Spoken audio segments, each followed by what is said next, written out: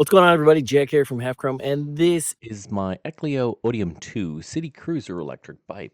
It's the upgrade from their CO2 bike. It is a cruiser. This thing is not trying to be a Saran. It is built to be easy to ride, smooth. It is a daily cruiser, and after riding around for a while, I think it does that pretty darn well. Let's get into it. So the ECLIO CO2 is basically a classic cruiser style e-bike with your modern electric bike features packed into it. So you've got an 800 watt peak rear hub motor, 48 volt, 16 amp hour battery. You get a range of up to 80 miles with pedal assist and speeds up to 28 miles an hour if you unlock that speed. And honestly, the first thing you're going to notice riding this bike is just how relaxed it feels. It's got an upright riding position, swept back handlebars, a big old comfortable seat, and a step through frame. This is the kind of bike where you just kind of hop on and cruise.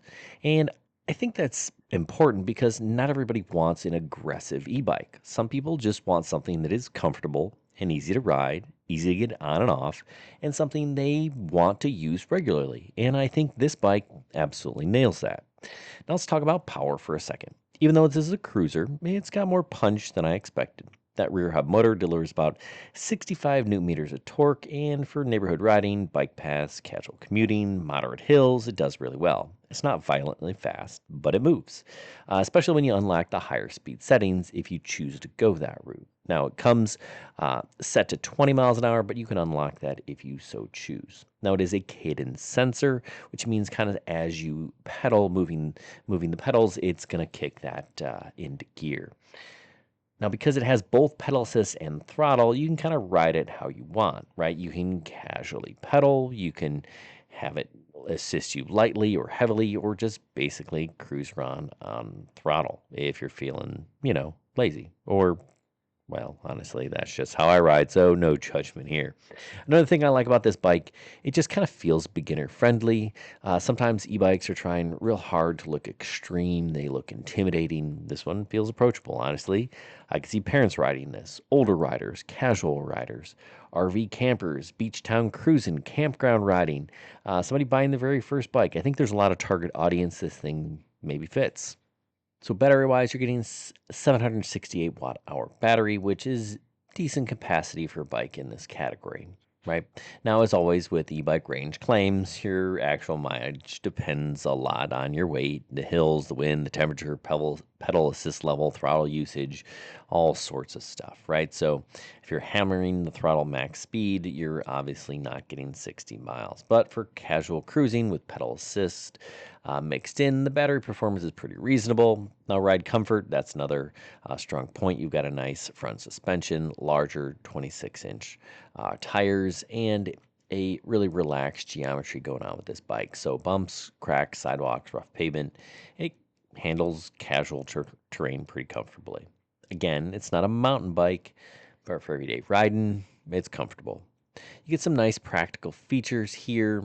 You've got integrated lights, disc brakes, a front basket, which I did not put on. It's kind of giving me that Dorothy vibe that just not my jam, but it comes with one. It also comes with a rear rack, which I felt was plenty of storage, an LCD display, its color.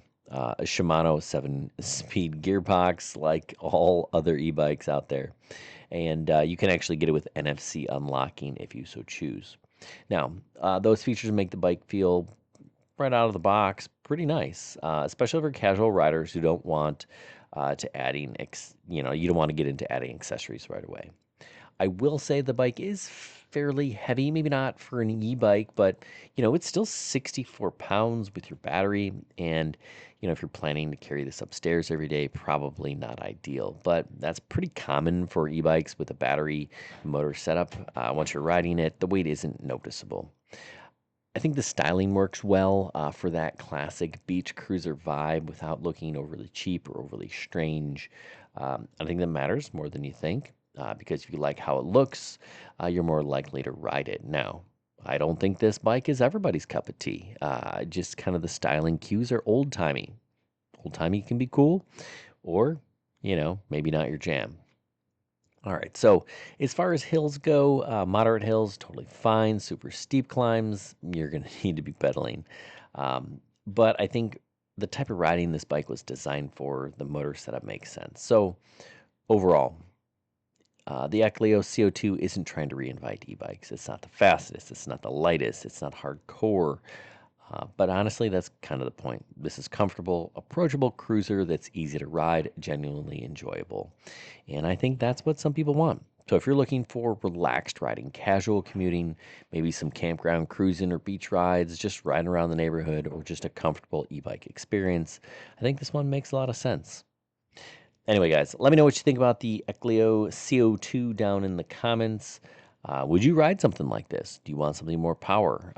Do you want something more than just this simple cruiser style e-bike? Or is this your jam? Anyway, if you enjoyed the video, hit that button, subscribe.